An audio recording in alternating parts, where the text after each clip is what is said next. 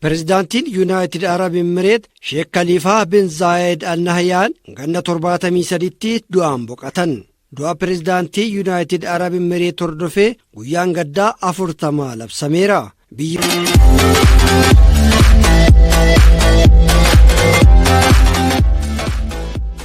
Kun mootota badhaadhoo addunyaa keessaa tokkodha. Sheek Khaliifaan bara 2004 eegalee pireezidaantii biyyattii turan. Taatullee erga 2014 eegalee dhukkuba istirookiin dhibamaa waan turaniif ga'een isaanii hammana cimaa hin turre. Obboleessi isaanii Muhammad bin Zaayed Al Nahyaan bakka isaanii bu'uun dhimma biyyattii hordofu jechuudha. Maatiin Al Nahyaan qabeenya doolaaraa biiliyoona 150 qabu jedhamee amanama. Sheek Khaliifaan pireezidaantii Yuunaayitid Arab Emireetiin ala bulchaa magaalaa guddoo Emireetota torbanii kan taate bulchaa Abudaabiiti.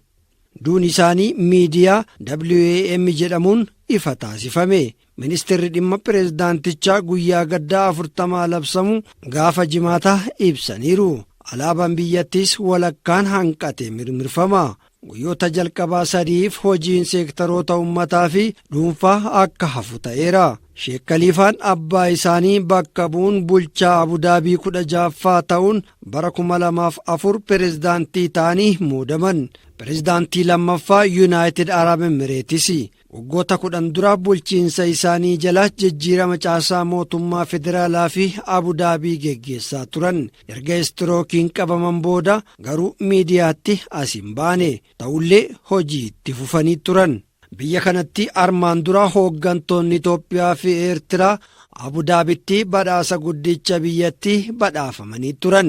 Ilmi mootii Yuunaayitid Arab Emireet Sheek Muhammad bin Zaayed muummicha ministeeraa Dr. Abiy Ahmadii fi pireezidaant Isiyaas badhaasa biyyattii guddicha badhaasaniiru. Badhaasni kun Abudaabitti kan raawwateef hooggansa isaan waraana dhaabuun gara nagaa buusuutti dhufaniif meedaaliyaa pireezidaantummaa Zaayed badhaasaniiru.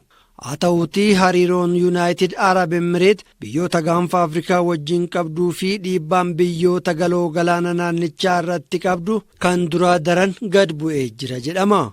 Yuunaayitid Arab Emireet waggoota darbanitti imaammata hajaa alaa haaraa baasuun ishee hariiroo biyyoota wajjin qabdu isa duraa irraa geeddaree jira jedhu xiinxallaan siyaas-dinagdee lammii Eertiraa kan tahan Abdurrahmaan Saayid. Kunis biyyi kun isa dura walaba ta'uun biyyoota daldalaaf qofa quunnamtu dhiheenya kana garuu galoo galaana naannichaatti nageenyaa fi siyaasa keessa seenuuf yaalaa jirti jedhan. Akkasumas Sumaalee fi Eertiraa keessatti kaampii waraanaa dhaabuuf Saawud Arabiyaan waraana Yaman irratti hirmaachuun akka fakkeenyaatti ka'uu ni danda'a jedhu. Yuunivarsiitii Keelitti barsiisaan seeraa fi xiinxallaan siyaasaa kan ta'an Awwal Aloon biyyoottiin kun hariiroon isaan gaanfa Afrikaatti qabaachaa dhufan siyaas-dinagdeedha jedhu.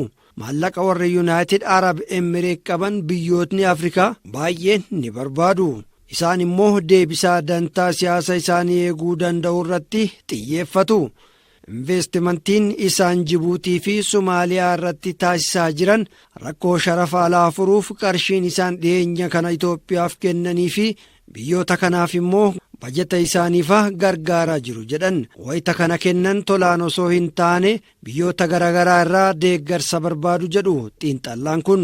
Keessatti immoo yeroo ammaa kana biyyoonni Arabaa lamatti qoodamanii jiru.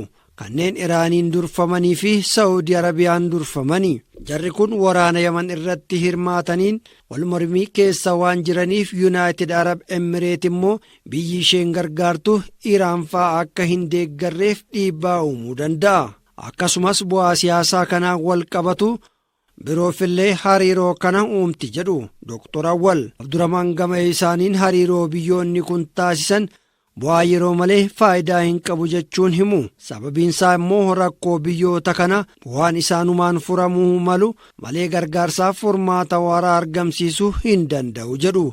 Mootummaan dantaa uummataa eegsisu hanqaaqee yoo abbaa irree ta'ee humnoota kanaan fayyadamee yeroo aangoo isaa dheereffachuu danda'u kan jedhan immoo Dr. Awwal.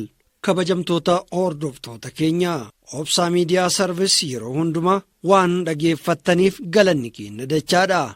Ammas sabiskiraayib, laayik, sheerii fi koomantii nuu gochuun nu ladda dhaabadhaan dhaamsa keenya horaa bulaa.